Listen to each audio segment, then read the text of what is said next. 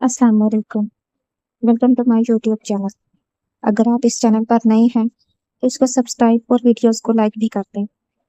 आज की हमारी कहानी है बड़ा आदमी कैसे बने। तुम्हारे घर वाले तुम्हारे ऊपर जितनी भी सख्तियां करें, तुम उनके साथ हुस्न सलूक से पेश आओ और मेहनत करना। काशिफ अपनी सौतेली माँ के जुल्म सितम और डांट डपट से तंग आ गया था।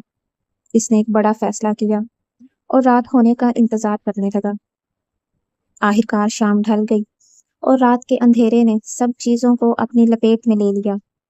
काशिफ ने घर को हसरत भरी निगाहों से देखा और अपने जमाशुदा रुपए जेब में डाले और घर से निकल गया।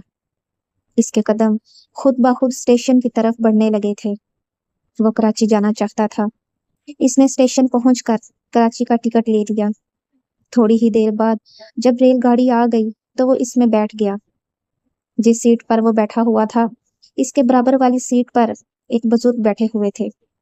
काशिफ चूंकि अभी सिर्फ 11 साल का ही था, इसलिए बुजुर्ग बहुत हैरान हुए कि ये छोटा सा बच्चा आखिर अकेला कहाँ जाना चाहता है। उन्होंने काशिफ से पूछा कि बेटा, तुम कहाँ जा रहे हो। काशिफ के साथ कभी किसी ने इतनी नरमी से बात नहीं की थी। काशिफ ने जवाब दिया कि मैं कराची जाना चाहता हूँ। लेकिन कराची किसके पास जा रहे हो। काशिफ ने जवाब दिया कि मामू के पास जा रहा हूँ। काशिफ ने झूठ बोला, लेकिन वो घबरा गया था। बुजुर्ग काशिफ की घबराहट से जान गए थे कि यह लड़का झूठ बोल रहा है। वो बोले, बेटा, तुम मुझे अपनी परेशानी बताओ, शायद मैं तुम्हारी कोई मदद कर सकूं। यह सुनते ही काशिफ का दिल न जाने क्यों सब कुछ बताने को चाहा और इसने सब कुछ शुरू से आखिर तक बता दिया। काशिफ की बात खत्म होने पर बुजुर्ग बोले, लेकिन बेटा, तुम्हें ऐसा नहीं करना चाहिए था।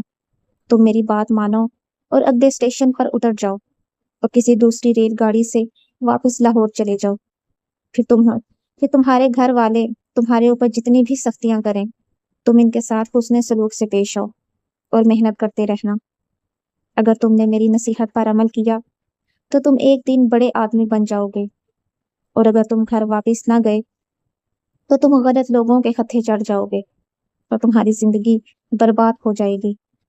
काशिफ ने बुजुर्ग की बातें गौर से सुनी और फिर घर जाने का फैसला कर लिया।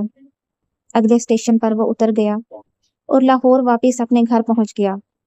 इसने अपने घर में कदम रखा तो इसे एक खुशी सी महसूस हुई और फिर वो अपने कमरे में आकर सो गया।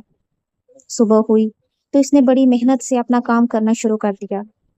अगर इसे मार पड़ती तो खुशी से सह लेता। वो एक मामूली स्कूल में पढ़ता और स्कूल से आकर अखबार और रसाले फरोख्त करता। इस तरह पढ़ते पढ़ते इसने डॉक्टरी का इम्तिहान पास कर लिया और डॉक्टर बन गया। बुजुर्ग की बात सच साबित हो चुकी थी।